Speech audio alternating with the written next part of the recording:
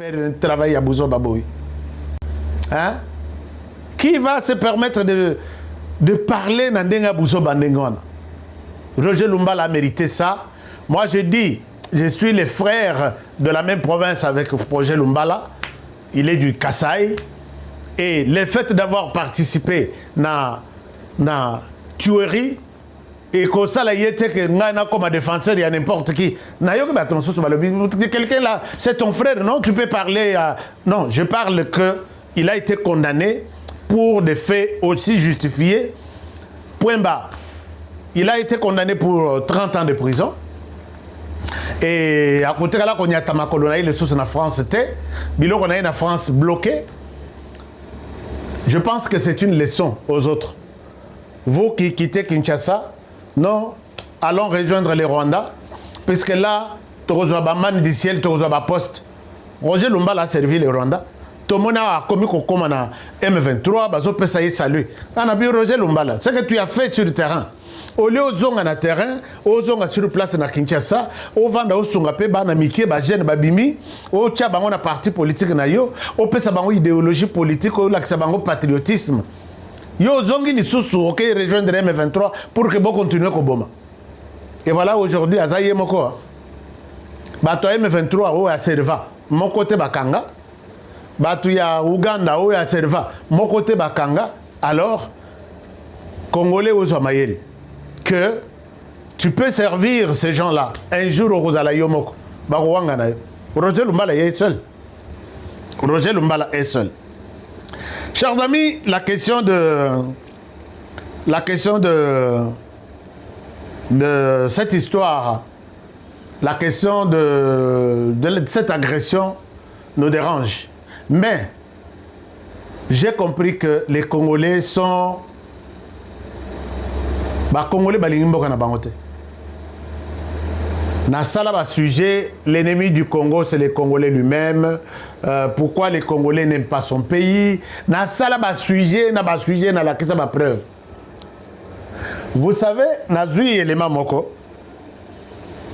Bato M23. Bon, Christian Bosembalobi, to la kisa bangote, to loba discours na bangote. Mais je ne souhaite pas vous les montrer, mais je souhaite nacha son.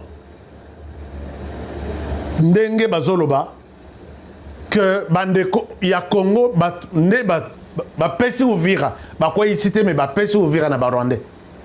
Et surtout les gens sur qui on comptait c'est notamment Général Amouli Yakutumba. Moi j'avais beaucoup de confiance envers cet homme, mais malheureusement je l'ai appelé, je lui ai dit: Général Amouli Yakutumba, tu es où? Tu as défendu la terre de tes ancêtres contre ce Rwanda, même au Rwanda. On ne parle pas de notre pays. Aujourd'hui, tu acceptes de l'argent. Yako Kende, Kozwa, Mabele, Abakoko, Pesabango. Qu'est-ce qui a changé à Amouli Yakutumba? Qu'est-ce qu'on t'a donné? Il y a des gens qui disent non, Amouli ne peut pas faire ça. Écoutez-moi ce que M23 dit. Écoutez-moi, M23 témoigne. Puisque Naïb Saki Nabi, appelez-moi, sinon je vais vous accuser auprès des Congolais. J'ai des éléments. Nambongo, dans mon temps.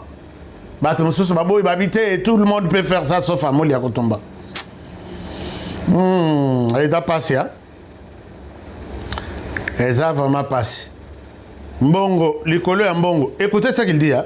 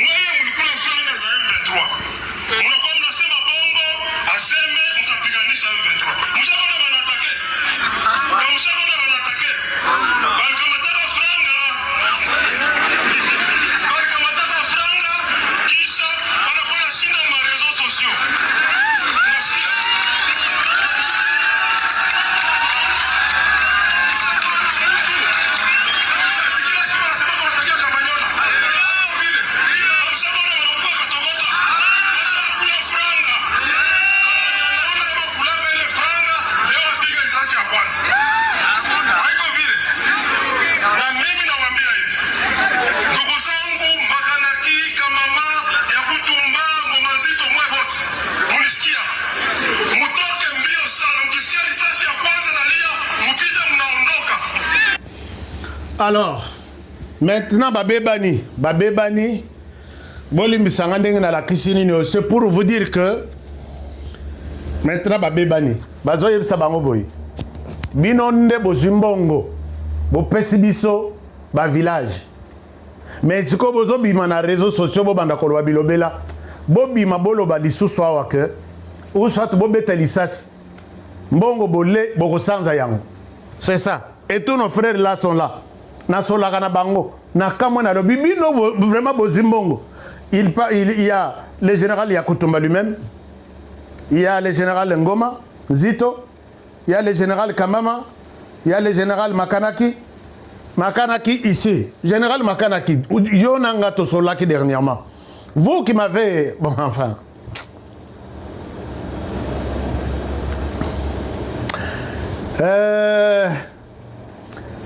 Chers amis, quand la personne vous parle, tu sens que... Hein, ici, c'est la terre congolaise qui le défend. Alors que c'est un Assalembo. On n'aurait jamais vu ce Tokotikala concéder Mboko Naba Rwandais. Et finalement, les Rwandais me disent que, voilà, lui a eu autant, celui-ci a eu autant. Nebokimi Boza Wapisiko, vous êtes où? Yangwana Lobi, ceux qui sont dans les réseaux sociaux. Quand vous êtes dans un village, vous êtes Tata Lissa Simoko. Beaucoup bimisa d'abord Mbongo Bozui, et puis votre sort, c'est la mort. Regardez là où beaucoup Kofa.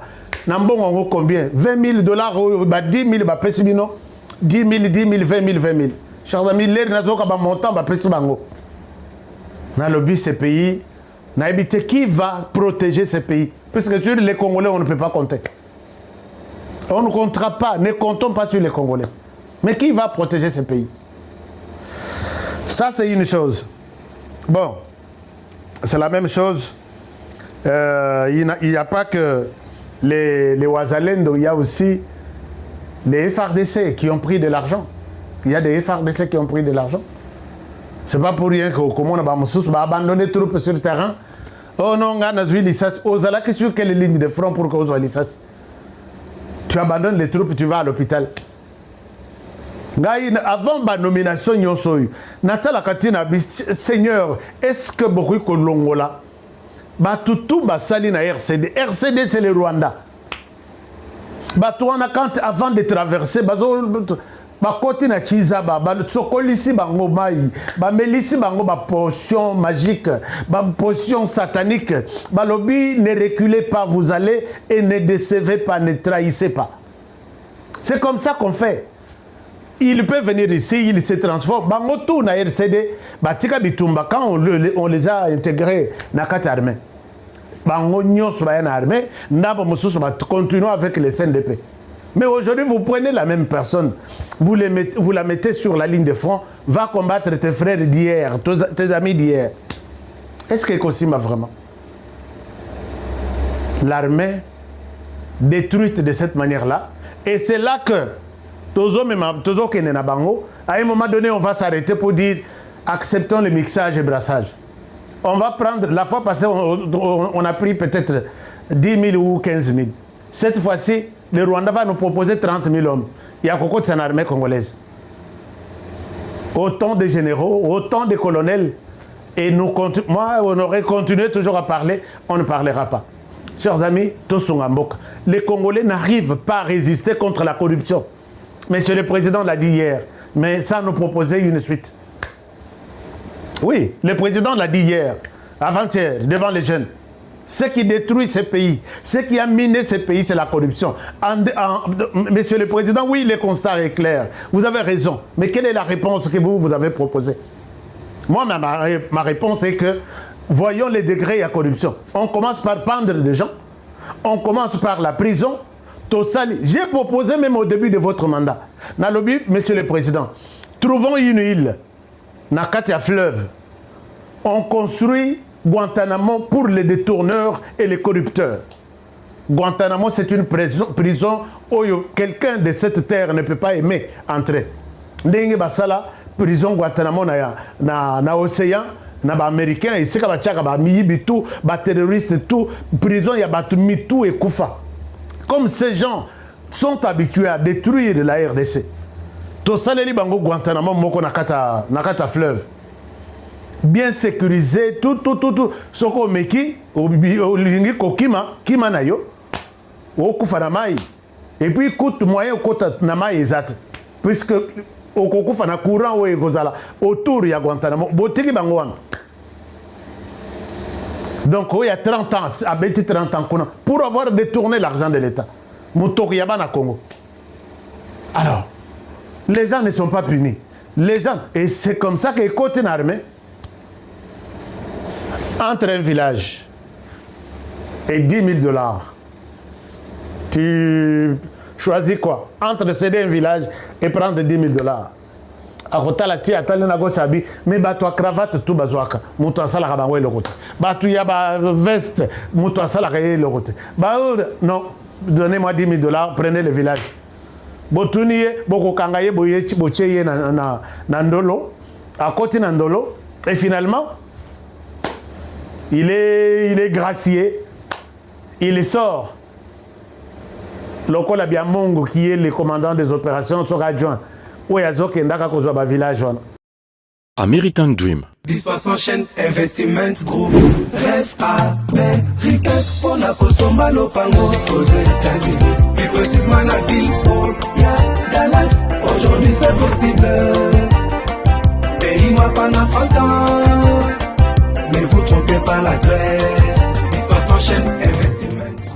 Voulez-vous acquérir une maison aux États-Unis? L'agence immobilière Dispensation Investment Group d'Elite Global, basée à Dallas, vous en donne l'opportunité. Il vous suffit de verser un acompte pour acquérir une propriété que vous payerez progressivement pendant 30 ans. Oui, vous avez bien entendu, pendant 30 ans. Contactez-nous au +1 737 420 84 24, au +1 469 720 60 93 ou au +1 737 548 51.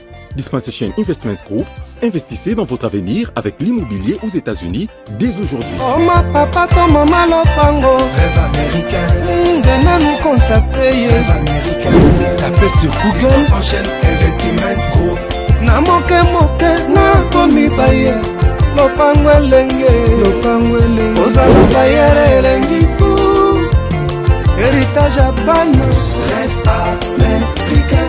Kosomba Lopango aux États-Unis, plus précisément la ville où il y a Dallas. Aujourd'hui c'est possible. Pays m'a pendant 30 ans. Ne vous trompez pas l'adresse. Dispassant chaîne Investment. Taka Music Band International. On est sur la liste. Eh bien, Mongo a fait une valise dans une maison d'un politicien à Kinshasa. Biamongo a fait sa valise dans la maison d'un politicien à Kinshasa. Avec les autres qui étaient d'accord, ils sont partis par Brazzaville. Et les autres ont refusé. Ils sont devenus des ennemis de ces hommes politiques-là. J'ai dit, Biamongo est parti. Vous êtes où? Bon, Biamongo qui était gracié, Abimi a vendu côté Kamitrana Sendoa, alors qu'il était en train de recruter, de consulter les autres sur ordre de leurs parents qui étaient à Kinshasa. Ça fait très mal. Et là, il n'y a pas une peine de mort. Boko Kangaye, Boché est en prison. On va encore glisser son nom, moyennant la corruption. Voici comment la corruption détruit notre pays. Monsieur le Président, quelle est notre réponse à cette question, à ce fléau? 7 ans, Yango. Ça dérange. Il y a des gens qui me disent que non, Honoré, tu racontes n'importe quoi. Acceptez que je raconte n'importe quoi, puisque quand ça me touche, moi, et Tony dans mon thème, je dois faire parler ma bouche. Bon, on attend voir. Allons toujours dans des dénonciations, regrets du détournement, de la corruption. On va voir quelle est la suite. Les militaires sur le terrain ne pouvaient pas être corrompus. Ils ont vu que nous avons fait de la corruption le moyen de vivre, quoi. Moyen normal. Et c'est comme ça que tout est parti. Alors, chers amis, quand nous vous disons que la question de la RDC, ce sont des Congolais qui trahissent. Et ça, dans des Komoko, il y a M23. Awa Naminito, qui est leur communicateur. Leur communicateur,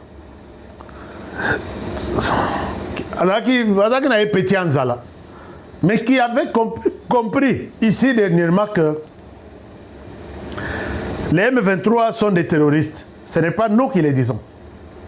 Mais toujours avec les miettes qu'on leur donne. Il change de Kazakh. Aujourd'hui, il devient un défenseur acharné pour nous insulter, nous. Je suis tombé sur sa vidéo.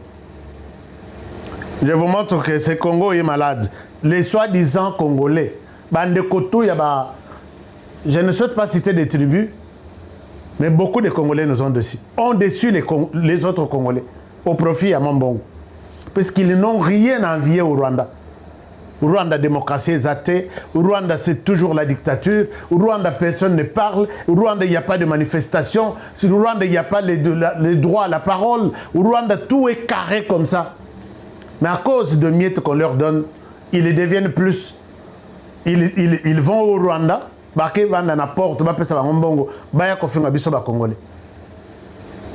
Moi, je vous dis, ils ont tenté, non? Ils ont tenté. Nous avons des noms, nous avons des numéros de téléphone, nous avons des enregistrements. Et vous dites que vous êtes... moi, je peux dire que je suis plus congolais que vous. Pendant cette période, oh, moi, Namboka, tout il faut à Kangama, Namboka, à défendre Namboka Naye. Non. Regarde cet inconscient. Je pense que Bino Toubokusuka, Lokola, Magloire Paloukou. Magloire Paloukou, il a parlé ici. Il ne savait pas que à Kokota na M23. C'est pourquoi moi, tout ce que je parle ici, enregistré. Enregistré. Attends, Boyoki que non, Bangwana Bakoti na Kinshasa, je ne les souhaite pas puisqu'ils n'arriveront pas à Kinshasa. Oh, Bangwana Bakoti na Kinshasa, Nini, ils prendront tous les journalistes en otage, sauf moi. Même s'il ne faut pas, bon, enfin, ils prendront tout le monde sauf moi. Moi, je ne peux pas coopérer avec les gens qui marchent sur du sang des Congolais et puis on peut s'en pouvoir. Non, je n'en ai pas besoin.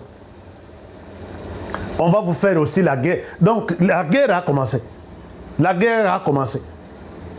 Il y aura toujours des fidèles, il y aura toujours des Congolais, de bonne foi, de bonne volonté qui vont défendre ce pays. On ne va pas céder les Congo comme ça au Rwanda. Au Rwanda, Zoa, Bisoto Kangamaboko. 120 millions de personnes. Ça ne va pas se passer comme ça. Mais je vous ai dit que dès lors que Kabila est encore vivant, la tâche est très difficile. Kabila veut rester éternellement sur son pays, puisque pouvoir des arrêts, il y a papa na bango et il y a famille, Koutou. Il faut être dans la famille. Qu'il décide à qui il va confier ses pouvoirs ou à... Non, Kabila, tu ne vas pas diriger ce pays tranquille. Nous te disons, moi je te l'ai dit, tu ne dirigeras pas le pays tranquille. Quand Tshisekedi est passé par les élections, Batutu va compétir, 20 candidats. D'abord, Bino, Yo, Boïke, ça l'élection. Oh non, pourquoi Tshisekedi a changé la majorité? Est-ce que c'est notre problème? Maintenant, ceux qui meurent chaque jour, ceux qui ont de bagages sur leur tête, ce sont des Congolais. Tu peux venir, Kinshasa doit pouvoir. Tu ne les dirigeras pas. Congo et Koko Irak. C'est moi qui vous l'ai dit. Si acceptez vos pouvoirs dans Maboko Tshisekedi via les élections, si vous commettez ces bêtises ici, j'ai suivi je vous montre ça. Congo et Koko Irak, tout Afghanistan. Moi, je vous l'ai dit. Kabila, tu vas utiliser tout l'argent que tu as eu. Et tu vas céder les pays aux propriétaires de ces pays. Puisque, bon, je vous montre, chers amis, puisque nous sommes aussi, nous gardons les archives. Les archives, Nalak Sabino, que vous allez être rattrapés vous-même. Je voulais vous montrer même quelqu'un. Écoutez cette histoire. C'est les communicateurs Bazasoki 3 ou 4. Il y a lui, Nakotanga Kutukombote, Meboebi, Kombonaye, Zakachuva, bon, je ne souhaite pas citer la tribu, a décidé d'aller Kokoma, Rwandais, puisqu'à Balana Rwanda, je connais toute sa petite vie. Ndenge pe bango pe bakoye ba ma petite vie. Elle est exposée sur internet, allez-y, vous allez voir Honoré Edou, c'est quoi les noms de sa famille, les enfants, vous connaissez tout. Mais je n'ai jamais changé, je ne suis pas prêt à coopérer avec les Rwandais. Alors, ici, il a compris avec les M23. M23 aujourd'hui, pour qui il les défend? Il nous insulte. Regardez. Il dit ça. Monsieur le Président, rappelez vos hommes, je vous jure. Là, il parle au président Tshisekedi. Est occupé par des rebelles terroristes, Monsieur le Président. Rappelez vos hommes. Je vous jure que moi j'écoute l'opinion et que beaucoup de gens aujourd'hui détestent le régime. Il ne faudrait pas que on prenne les M23 comme des libérateurs alors qu'ils ne le sont pas. Ce sont des agresseurs. Les M23 sont des terroristes. C'est les porte-paroles du M23 qui les dit. Ils ne sont pas des libérateurs, ce sont des menteurs. C'est les porte-paroles du M23 qui les dit. M23, fusillez-nous. Ce qu'il a dit, c'est ce que Magloire Paloukou a dit. Magloire Paloukou nous a dit que quand nous sommes venus avec les Bissimo et les autres, nous avons servi les Rwandais, mais les Rwandais n'ont jamais été satisfaits. Bapesi Bango Boye, Lobi Bazongi, nous ne sommes pas d'accord, nous prenons des armes. Bapesa Bango Boye, nous ne sommes pas d'accord, nous prenons des armes. Bakomina Goma. Donc, à Bossani qu'il a dit ça, à Komina Goma, il se retrouve encerclé par les Tutsis. Et il crie en disant, mais, oh, Tosalaboy, ce sont des Tutsis qui sont toujours privilégiés ici. Tozana esengo koya kosolola lisusu na bakongomani bakongolais de père et de mère parce que na ba chaîne wapi ozozwa biso eza ba chaîne ya des tata et des mamas donc to poussani liboso na bino avec tout le respect o to pesa kabino ba papa pe ba mama ba congolais nyoso bisika bozwami toye komemela bino lisusu sango ya mboka ekolo Congo je suis toujours accompagné avec un figure emblématique au binomio Sodeyebi, Alain Moloto, parce qu'il y a Kiti Sakamoto, Oaza, Opandi Nanga. Donc, nous allons parler ici des actualités politiques de la République démocratique du Congo. Donc, je suis accompagné avec un analyste, Yepe Napolinga, APSAP, peuple congolais, Mbote. Mbote na bakongomani nyonso de partout, Banamboka Congo, peuple vigoureux. Tozolonga bandeko ba congolais bitumba oyo baye kotia na République démocratique du Congo. Tokolobelaka SRDC. Je pense que ndeko docteur a repéré sa bino thématique nyonso ya émission na biso mais tozali couper sa bino bambote partout. Biso tout s'aligner derrière Mokozamboka.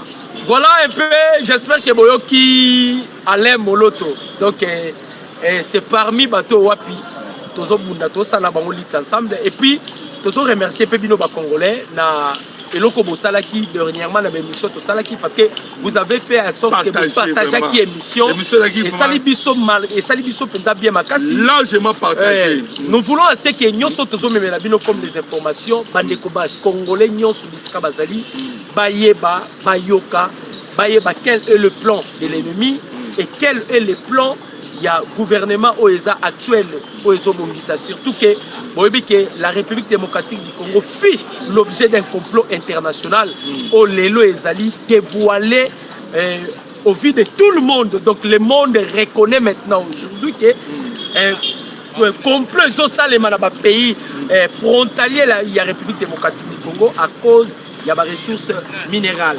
Parce que nous allons directement entamer na makambo tozobeta bisolo kaka ndenge ndeko docteur auti koloba mboka na biso Congo ezali vraiment mboka o esibi complot international.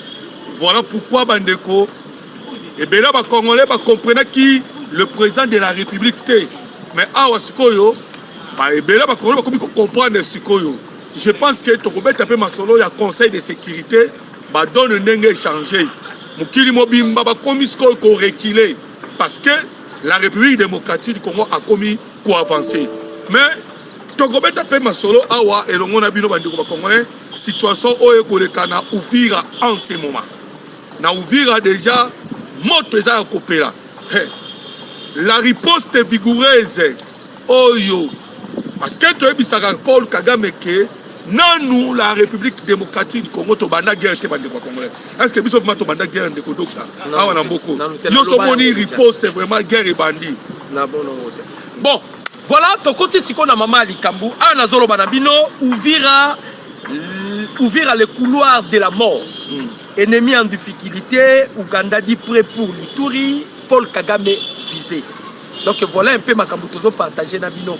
Bande ko ba congolais ya yamboto lui to bisa ba congolais boye. Vous savez, ba mindelo bozomona, ba mindele. Ba travailler kana batu par époque. Ba mindele ba travailler kana batu par époque. Mundela travaille kana mutu éternellement te. Asaleli lo atiki. Azalaka soki asaleli yo atiki. Voilà.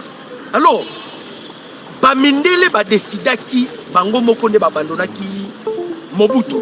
Voilà. Tozo betela bino, tozo sala moi récapitulation pour comprendre des places tozali. Parce que ana oloba na bino na Uvira moto ya kopela. Voilà. Lobina nous to bomi ba M23 et to kobetela bino li solo après ko bomba bango makamnini basali. Voilà. Alors, bamindele tango bakomi prêt à kotika Mobutu. Baye vers Mobutu. Baye bisi Mobutu ke on n'a plus besoin de toi. Toli to changer système. Mobutu confiant qu'il était ben que bamindele bakoyi ko trahir yete.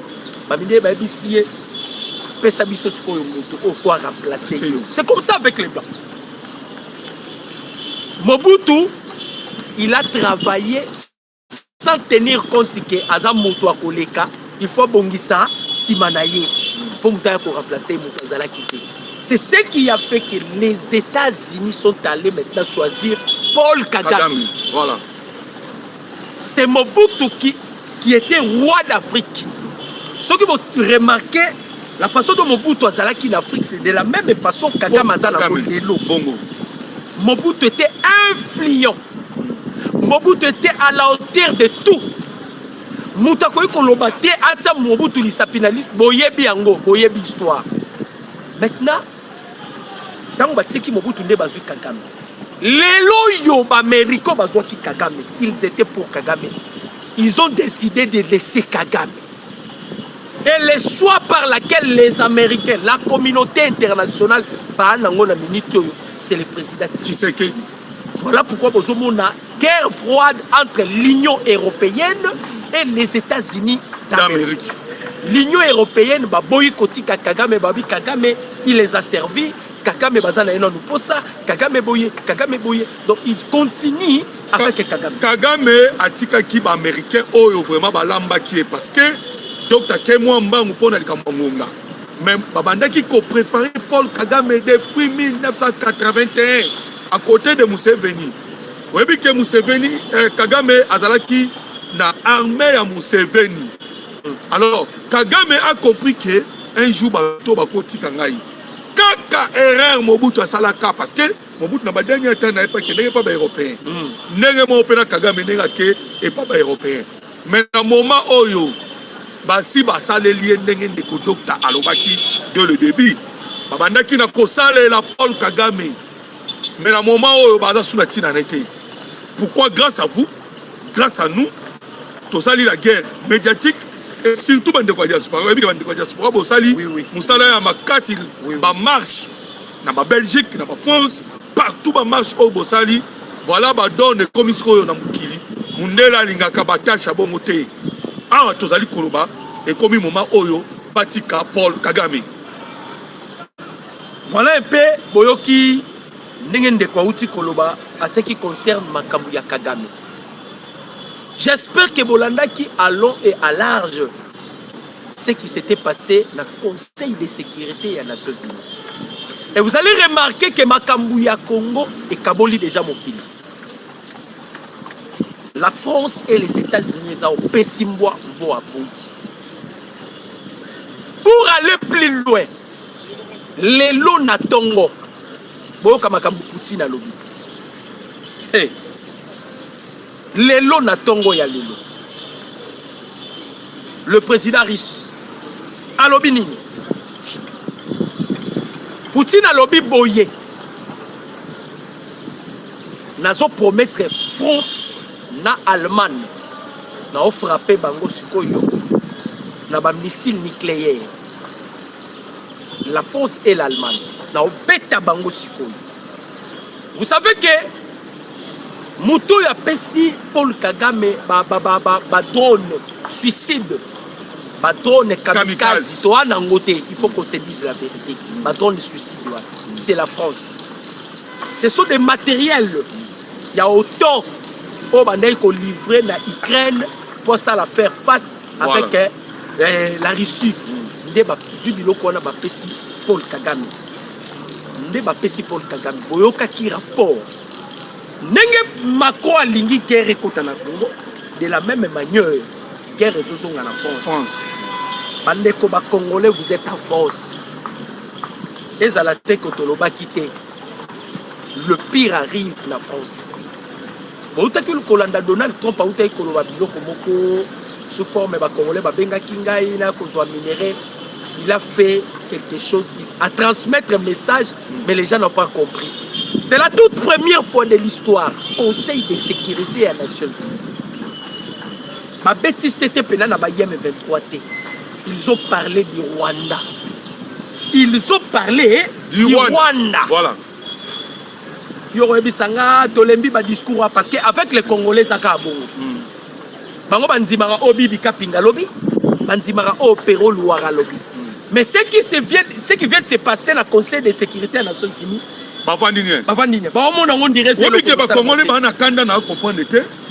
partout au Tambola, mon considabino, mon constitution, bandeko. C'est parce que boyebi ba stratégie mon kozambo kate et belé ba éviter d'octaquer le président. Tala makamoleka qui est dans le Conseil de sécurité. C'est là vous allez comprendre que Mouto a dans la connaissance il y a jeu de dames. Ayebi quand est-ce que Sengeli akaba pion, na quand est-ce que Sengeli alia pion.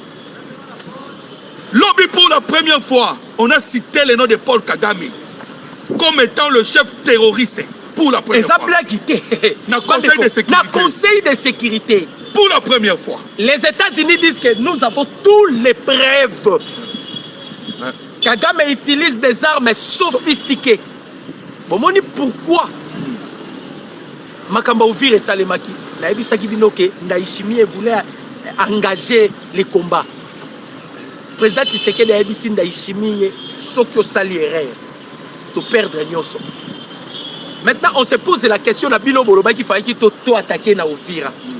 Est-ce que ton vote soit suite favorable à ce qui vient de se passer dans le Conseil de sécurité? Mais dans le lobby, pour les chrétiens, on a un moment peu chrétienté ça bien. Pour un chrétien, tout concourt au bien de ce qui aime Dieu. Et vous savez que Bazui Ouvira sans Bitumba. Bazui Ouvira, Bitumba Bunamite. Mais attention, attention. Paul Kagame a commis piégé. Vous voyez qu'à chaque fois Kagame a un piège à Mokoza. Moka Félix, à toi, tu sais que tu es hein? Lobby dans le Conseil de sécurité, qui opère ce mois, il faut y kaka maloba à Burundi. Burundi a lobby. Tolo banabino Conseil de sécurité bino onina oyo bozaka lukuta ndenge biso Burundi tozonga soki Kagame toki ka tamo lisasi moko bandeko Kagame ana posa guerre région mais sengela ki Conseil de sécurité a la visée et sengela ki bayi kum kimobimba le président Tshisekedi est dans cette logique là. N'habitez de quoi a commenté sur mon commentaire parce que a autre makele mingi de quoi a kolobakeo non botika makele le président a conseillé le bandeko on vous dit que ils sont piégés. Fatih les a piégés. Moi je vais ouvrir go et pas ça mais pas États-Unis d'Amérique Donald Trump a lobby Tshisekedi vous avez les droits et loko ana soki makambo salamaki bazo ouvrir mais l'Amérique a lobby dans le Conseil de sécurité. Nous ne serons pas des victimes. Voilà. Nous ne serons pas des victimes de ceux qui ne respectent pas les accords. Papa, mot de passe c'est ça. La RDC a le droit de se défendre. Elingi koloba nini. La Russie a lobby yango, les États-Unis a lobby yango, l'Angleterre a lobby yango, que cette fois-ci la guerre, la RDC a le droit de se défendre. Voilà. Vous avez maintenant le pays où lobby que RDC a le droit à se défendre. Basuki wanate, ambassadeur il y a États-Unis près à Nations Unies a lobby yango bien. Les États-Unis vont fournir des moyens possibles, de tous les outils qu'on peut utiliser. Objectif est ça.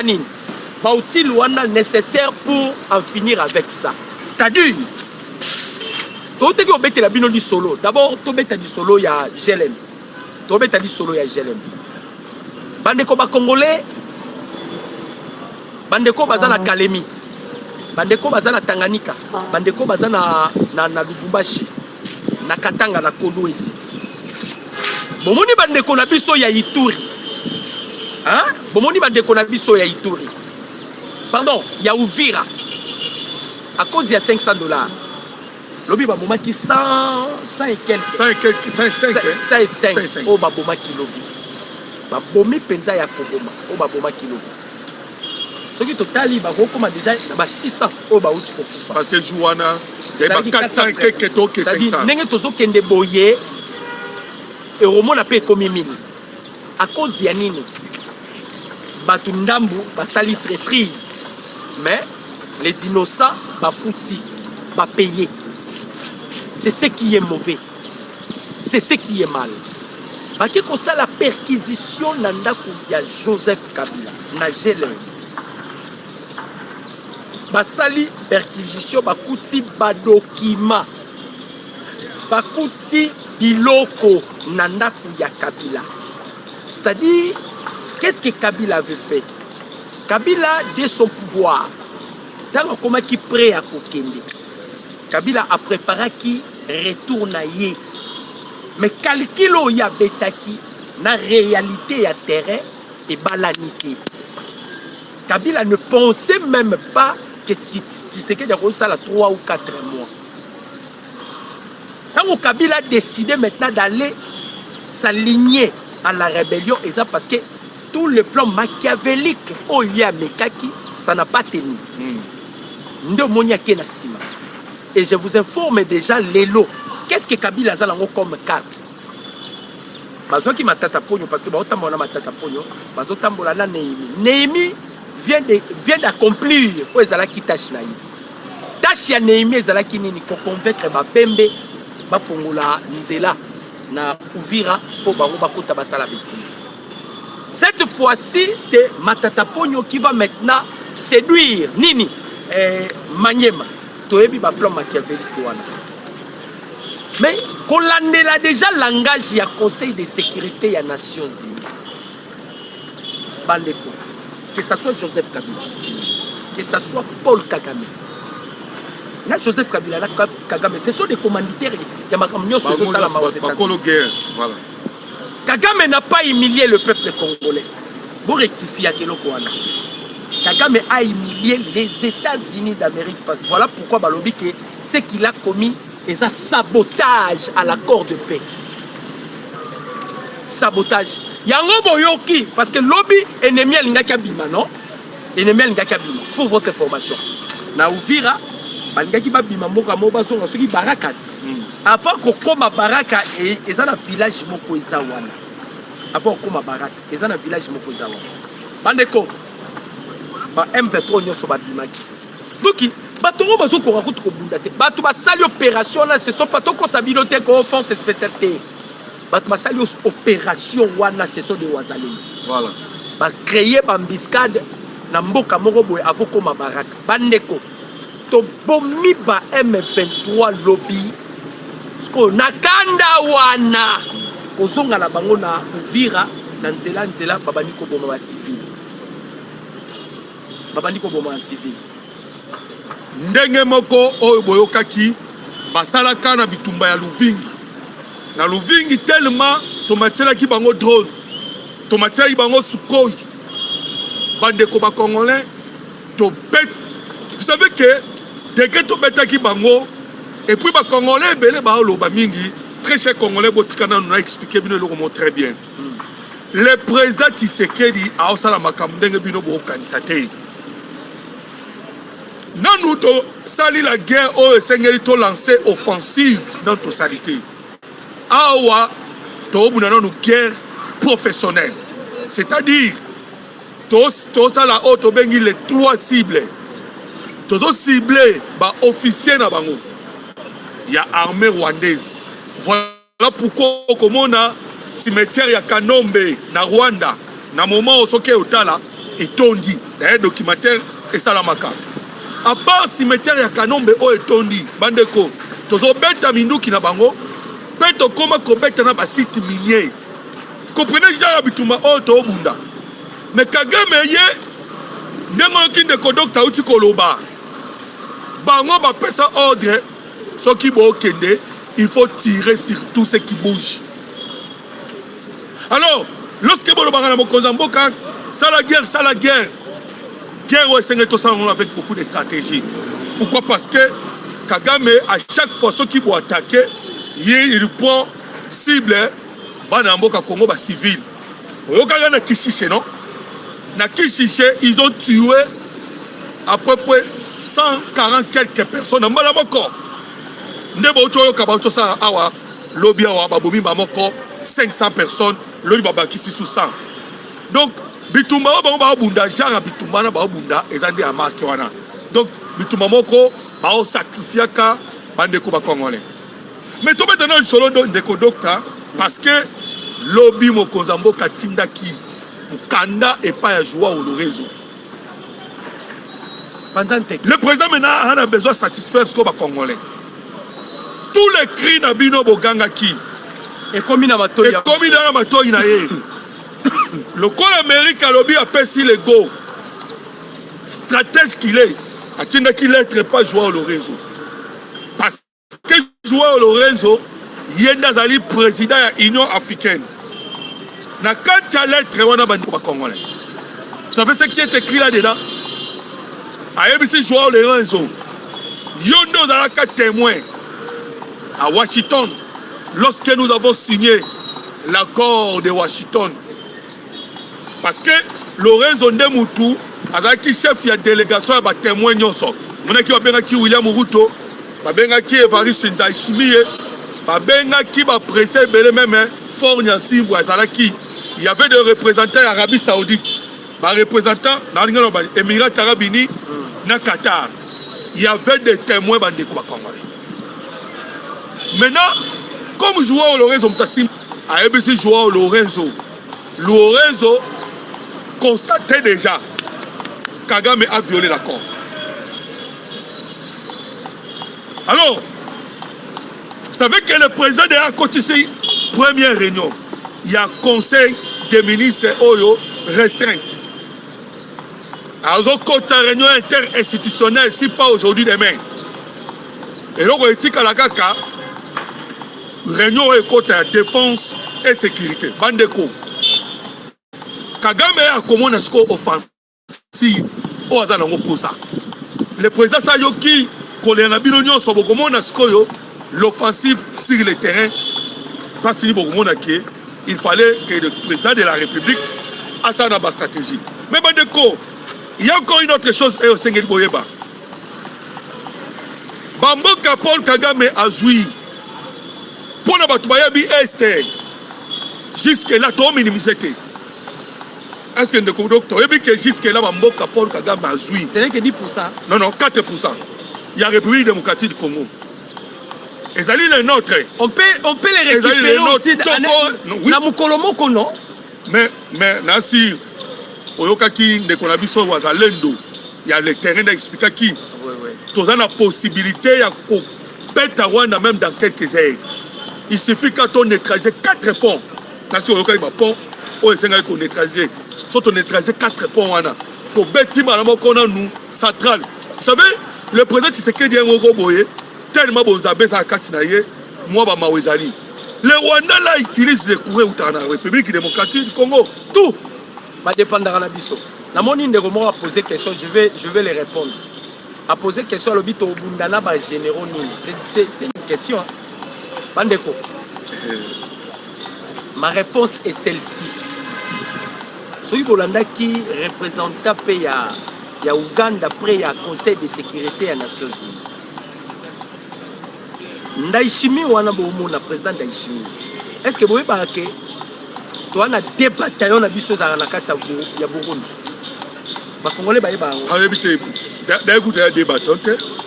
Disons que des FARDC ba na Burundi. Parce que non c'est révélé. To za na ba soldats na biso ba kana Burundi, voilà. C'est que le président Tshisekedi azalaki kozela. Ezalaki bato bayaka koyebisa biso o embargo o nini. Ba pesa mot d'ordre. Bandeko, Kagame a besoin de Bundati. Bino a besoin de Bundana Rwandati. Yango boki kai kwamba ebisi ba américain. Bon responsabiliser bisoté. Et pas ya bato wapi ba respecter accord té. Ça dit tant to koma kobeta po ezala kaka soki to bandi kobeta boyebi yango.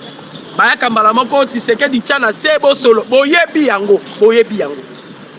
On a tous les tactiques de guerre. On a tous les tactiques de guerre. Cette fois-ci, Kigali sera touché. Là, je vous promets. Voilà mon konzambo kaebi yango. Lokola Paul Kagame a koti si ba soda pa na biso boye. So eza le loko e kosala ke Kagame bimisa ba soda. Ezata to kotele na ndenga sima. Atiki ko na ndenga. Papa déjà ba ebi singa ba to belé ba ebi. Vous savez que lobby na sala ki émission la mutu na benga qui est je risquerais de ne plus faire Bachar et l'émission. On doit maintenant stratégie à Kobomba. Voilà. Kobomba. Les stratégie à Kobomba. Yango bomoni ndeko kutabi bato bazana na Burundi toyebi na nombre d'abord. Nombre yebanité. Effectivement, on doit utiliser ce genre de termes pour cacher.